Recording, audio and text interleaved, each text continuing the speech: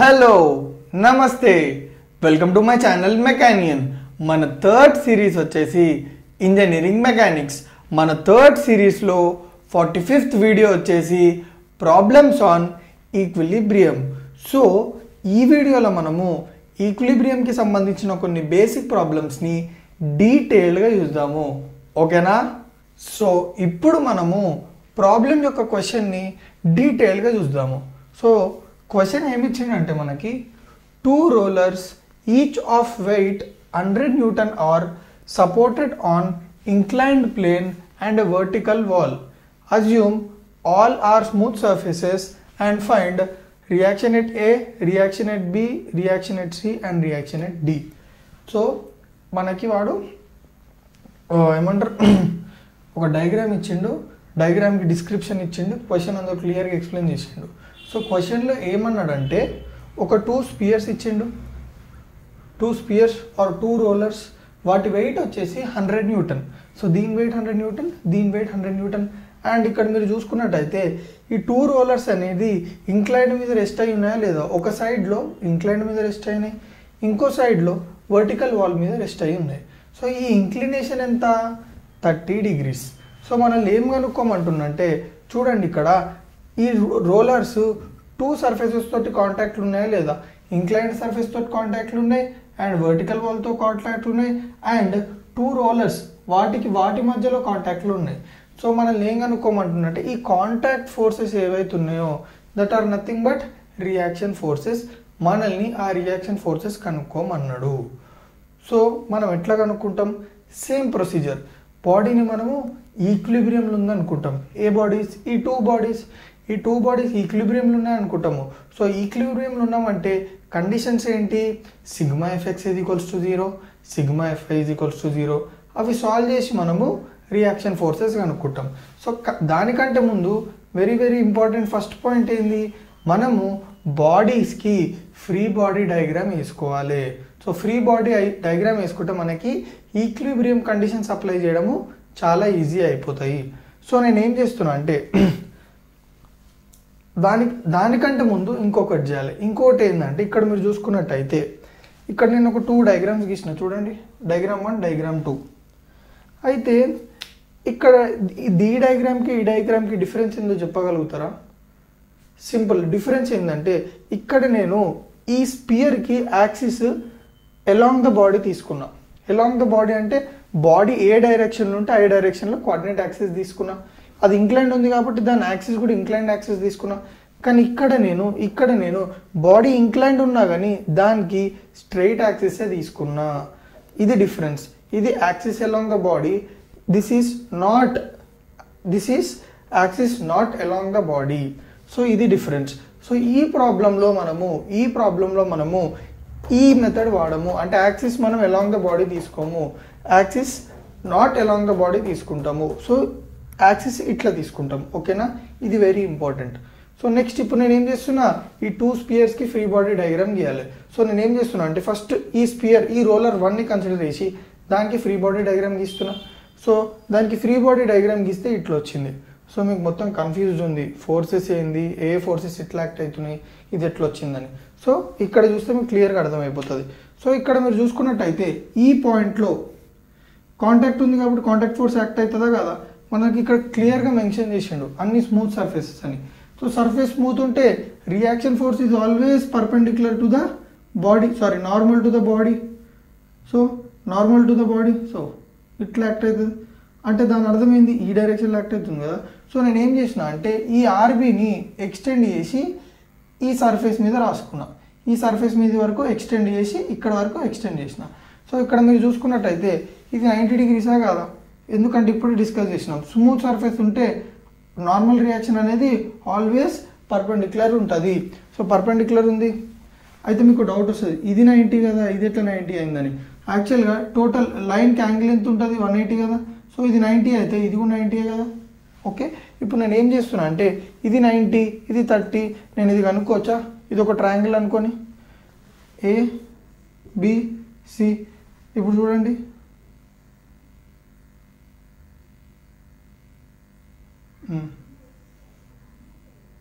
AB ఎంత ఉంది మనకి? 90, ఇది ఇది ఏ వచ్చేసి మనకి ఎంత 30 degrees, బి 90 degrees, సి ఎంత 30 + 90 + x = 180, x = 180 - 120, x = 60. So answer ఎంత వచ్చింది మనకి 60. అంటే విత్ రెస్పెక్ట్ టు ఈ లైన్ ఎంత యాంగిల్ మేక్ చేసింది 60 degrees. ఓకే, అది క్లియర్ కదా. నెక్స్ట్ ఆర్సీ చూడండి, ఆర్సీ అనేది ఈ డైరెక్షన్లో యాక్ట్ అవుతుంది ఇట్లా. నెక్స్ట్ ఆర్డి అనేది ఏ డైరెక్షన్లో అవుతుంది.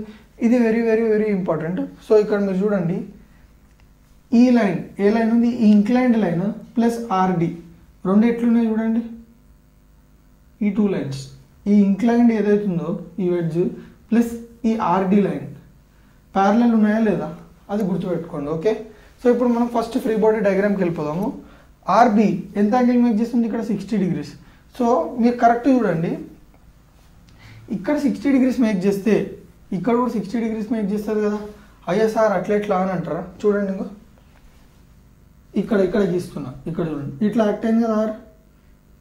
ఇట్లా యాక్ట్ అయినప్పుడు according to law of transmissibility నేను ఇక్కడ యాక్ట్ అయ్యే ఫోర్స్ని ఇక్కడ రిప్రజెంట్ చేసుకోవచ్చా లేనా? నేను మీకు క్లియర్గా ఎక్స్ప్లెయిన్ కూడా చేసిన. ఈ ఫోర్స్ని నేను ఇంకో ఫోర్స్ తోటి ఎక్కడ రిప్లేస్ చేసుకోవచ్చు, along line of action of force ఉండాలి, అండ్ దీని మ్యాగ్నిట్యూడ్ ఎంత ఉంటుందో దీని మ్యాగ్నిట్యూడ్ కూడా అంతే ఉండాలి. సో నేను ఒక ఫోర్స్ని ఇంకో ఫోర్స్ తోటి రిప్లేస్ చేసుకోవచ్చు. ఎట్లా?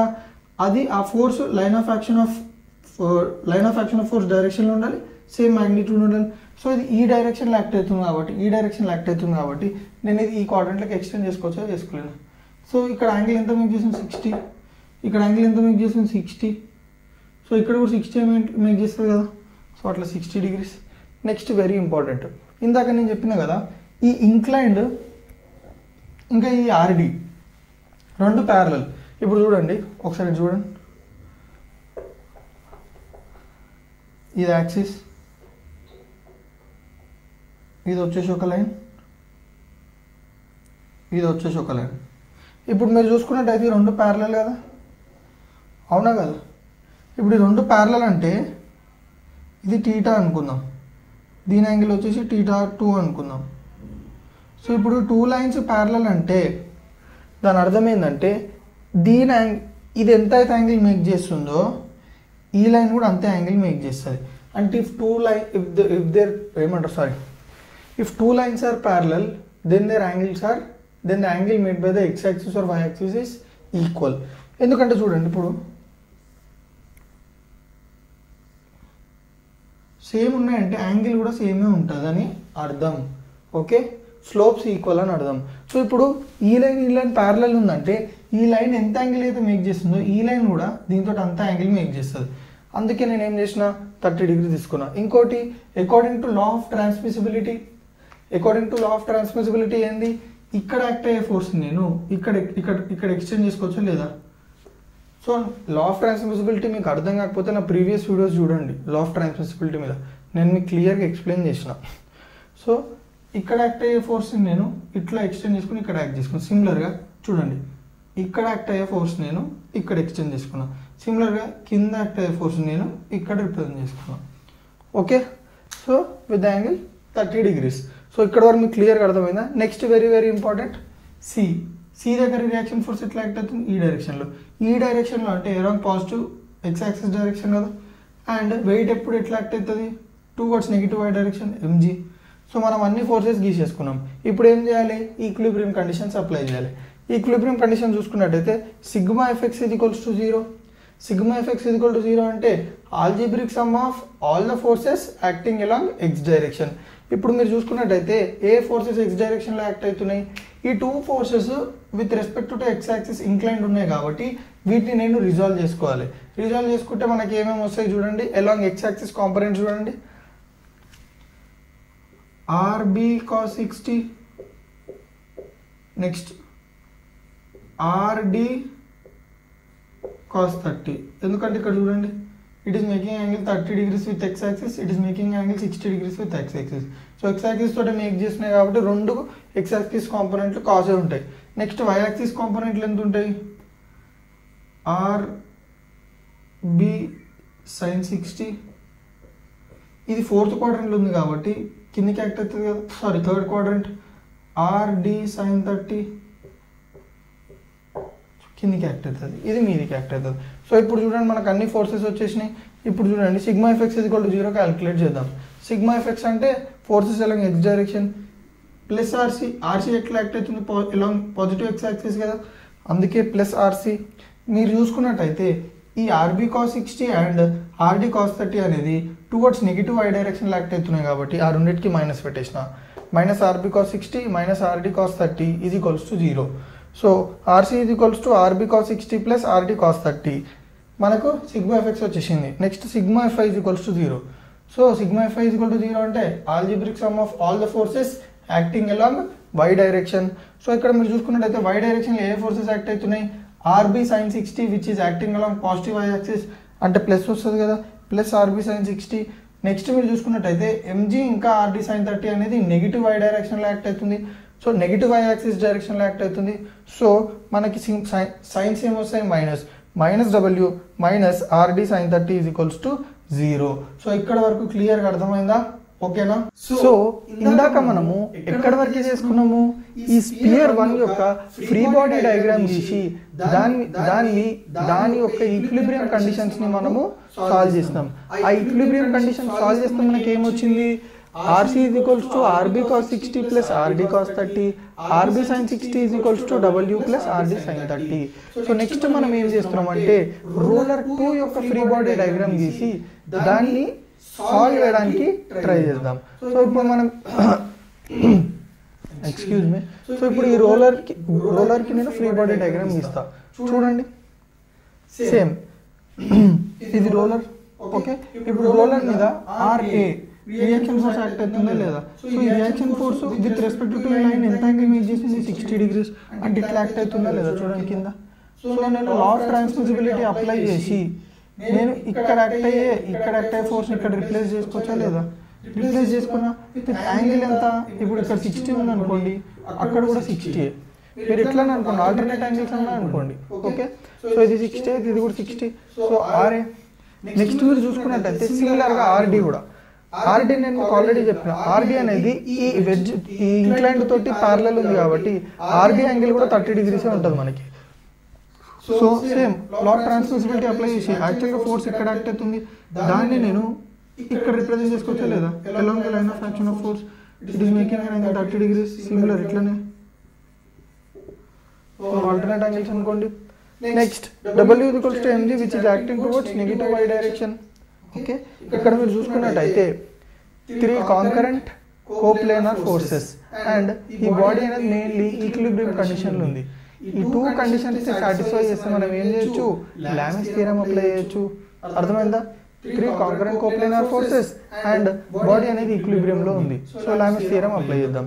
So according to Lami's theorem F1 by sin alpha is equals to F2 by sin beta is equals to F3 by sin gamma. So నేను ఏం చేసిన అంటే చూడండి,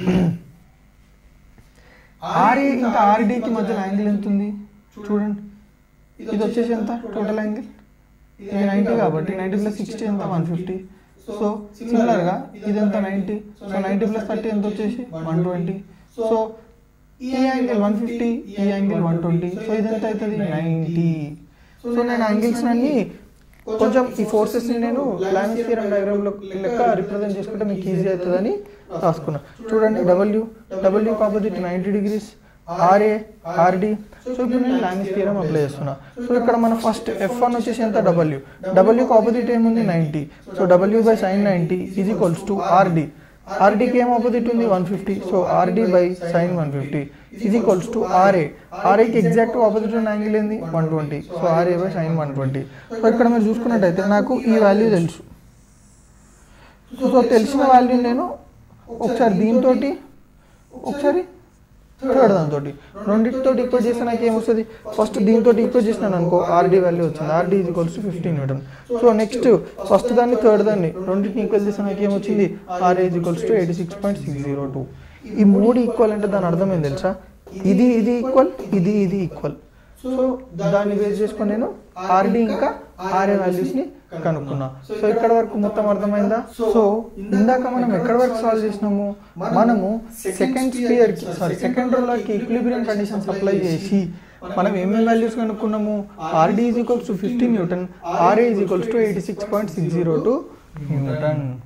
సో ఇప్పుడు మనం ఏం చేస్తాము, ఈ ఆర్డి ఇంకా ఆర్ఏ యూజ్ చేసి మనం ఫస్ట్ రోలర్కి అప్లై చేసిన ఈక్విలిబ్రియం కండిషన్స్లో సబ్స్టిట్యూట్ చేస్తే మనకి ఆర్సీ ఇంకా ఆర్బీ వాల్యూస్ వస్తాయి. సో ఇక్కడ చూసుకున్నట్టయితే ఆర్బీ, నేను సెకండ్ ఈక్వేషన్ తీసుకుంటున్నా, ఆర్బీ ఈజ్ ఈక్వల్స్ టు ఈ sin 60 పంపిస్తే ఏమవుతుంది, డివైడ్ అవుతుంది. సో డబ్ల్యూ ఎంత 100 ప్లస్ ఆర్డీ ఎంత మనకి 50 sin 30 బై sin 60 పోతే బై ఏంది sin 60. సో ఆర్బీ వాల్యూని సాల్వ్ చేస్తే మనకి RB is equals to 144.34 Newton వచ్చింది. సిమిలర్గా నేను ఈక్వేషన్ 1 కన్సిడర్ చేస్తున్నా. So RC is equals to RB value మనకు తెలుసా, ఆర్బీ ఇందాకనే కనుక్కున్నాం 144.34 Newton. So 144.34 into cos 60 plus RD ఎంత 50 కదా 50.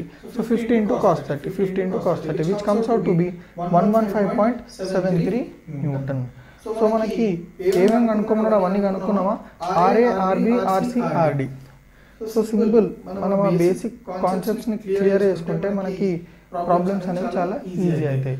సో నా వీడియోస్ ఏమైనా మీకు కొంచెమైనా యూస్ఫుల్ అయితే తెలుసు కదా ఏం చేయాలో.